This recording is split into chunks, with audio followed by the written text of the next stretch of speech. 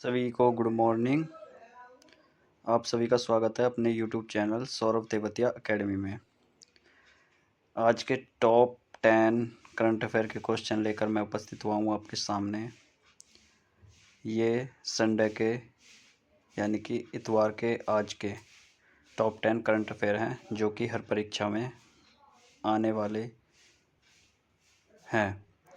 आपको डेली के डेली हमारी करंट अफेयर की क्लास लेनी है, जिससे आपकी करंट अफेयर बहुत मजबूत हो जाएगी और आप हर परीक्षा में आने वाले करंट अफेयर के क्वेश्चनों का आंसर सही दे सकते हैं। तो आइए शुरू करते हैं आज की क्लास। पहला क्वेश्चन आपकी स्क्रीन पर है। हाल ही में समाचारों में दिखाई देने वाला कैनरी द्वीप समूह किस महासागर में स्थित है? ऑप्शन नंबर ए है अटलांटिक महासागर, प्रशांत महासागर, भारतीय महासागर और ऑप्शन नंबर डी है आपका आर्कटिक महासागर। तो इसका जो करेक्ट आंसर है वो है ऑप्शन नंबर ए अटलांटिक महासागर is the correct answer. Next question की तरफ चलते हैं। पहले इसका डिस्क्रिप्शन पढ़ लेते हैं। डिस्क्रिप्शन क्या कहता है?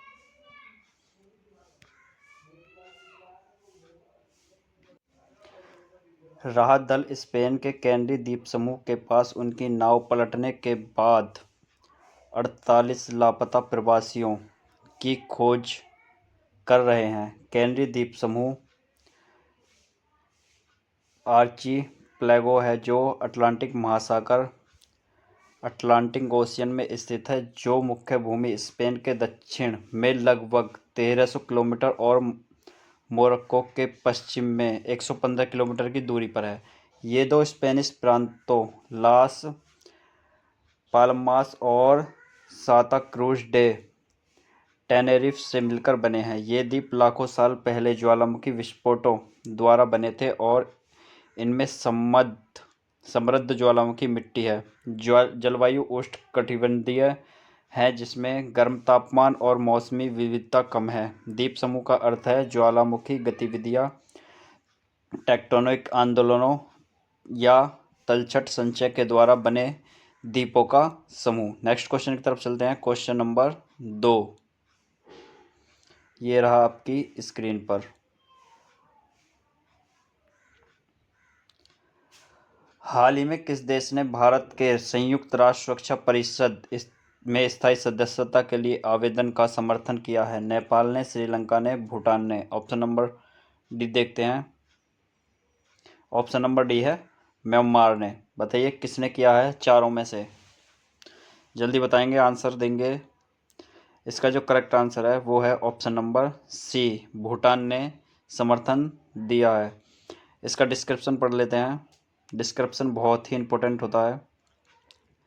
ये देखिए, संयुक्त राष्ट्र महासभा के 79 के सत्र के दौरान भूटान के प्रधानमंत्री तैसेरिंग तोब्गे ने भारत के लिए एक सुधारित यूएन सिक्योरिटी काउंसिल संयुक्त राष्ट्र सुरक्षा परिषद में स्थायी सीट के लिए आवेदन का मजबूत समर्थन व्यक्त किया है। उन्होंने वैश्विक दक्षिण ग्लोबल साउथ के भारत की महत्वपूर्ण आर्थिक वृद्धि और नेतृत्व को इस स्थिति के लिए योग्य बताया। भूटान, जो हाल ही में लास्ट डेवलप्ड कंट्रीज एलडीसी श्रेणी से बाहर आया है, ने वर्तमान वैश्विक वास्तविकताओं को दर्शाने के लिए अधिक प्रतिनिधि और प्रभावी सुरक्षा परिषद की आवश्यकता पर जोर दिया है। नेक्स्ट क्वेश्चन की तरफ चलते हैं। Question number 3।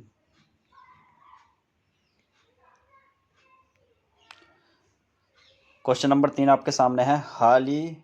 हालिया डेटा के अनुसार कौन सा राज्य पीएम सूर्य घर मुफ्त बिजली योजना के तहत छत पर सौर ऊर्जा की स्थापित क्षमता में देश में अग्रणी है? गुजरात है, राजस्थान है, मध्य प्रदेश है। ऑप्शन नंबर 4 देखते हैं, या फिर कर्नाटक है। जल्दी बताइए कौन सा है, जल्दी बताइएंगे आंसर। आंसर है आपका ऑप्शन नंबर ए, गुजरात छत पर सौर ऊर्जा के लिए राष्ट्र का सबसे पहला राज्य है। इसका डिस्क्रिप्शन देख लेते हैं। डिस्क्रिप्शन में क्या है? प्रधानमंत्री ने गुजरात में पीएम मुफ्त बिजली योजना के तहत स्थापित सौर पैनलों का दौरा किया। पीएम सूर्य घर मुफ्त बिजली और योजना छत पर सौर ऊर्जा के अपनाने को प्रोत्साहित करती है, जो वित्तीय सब्सिडी और आसान स्थापना प्रदान करती है। हाउस होल्ड हर महीने 300 यूनिट तक मुफ्त बिजली प्राप्त कर सकते हैं। गुजरात 4195 मेगावाट के साथ छत पर सौर क्षमता में अग्रणीय है। इसके बाद महाराष्ट्र 2487 मेगावाट और राजस्थान 1269 मेगावाट के साथ है। भारत की कुल स्थापित छत पर सौर ऊर्जा क्षमता 13,889 मेगावाट है। नेक्स्ट क्वेश्चन की तरफ चलते हैं। Question number 4।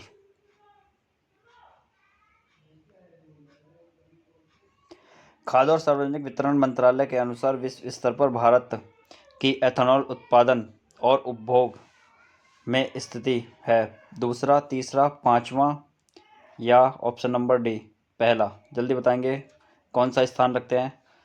आंसर है आपका ऑप्शन नंबर बी, तीसरा स्थान रखते हैं। इसका डिस्क्रिप्शन देख लेते हैं। डिस्क्रिप्शन बहुत इंपॉर्टेंट होता है।